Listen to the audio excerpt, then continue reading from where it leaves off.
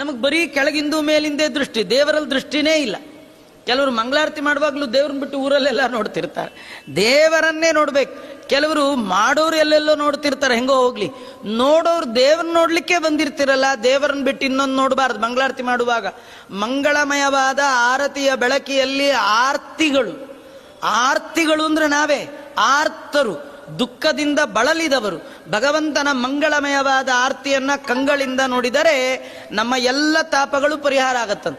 ತುಂಬಾ ಜನ ಮಂಗಳಾರತಿಗೆ ಅಂತ ಕಾಯ್ತಿರ್ತಾರೆ, ಮಂಗಳಾರತಿ ಆಗೋ ಟೈಮ್ ಕಣ್ಣು ಮುಚ್ಕೊಂಡ್ಬಿಡ್ತಾರೆ. ಕಣ್ಣು ಮುಚ್ಕೊಳ್ಳೋದಾದ್ರೆ ಇಲ್ಲಿ ಯಾಕೆ ಬಂದ್ರಿ? ಕಣ್ಣು ಮುಚ್ಕೋಬಾರ್ದು. ಮಂಗಳಾರತಿ ಆಗುವಾಗ ಕಣ್ಣು ಮುಚ್ಚಬಾರ್ದು. ಕಣ್ಣನ್ನು ಚೆನ್ನಾಗಿ ಬಿಚ್ಚಿ ಕಣ್ತುಂಬ ಭಗವಂತನ ಮೂರ್ತಿಯನ್ನ ನೋಡ್ಕೊಳ್ಬೇಕು.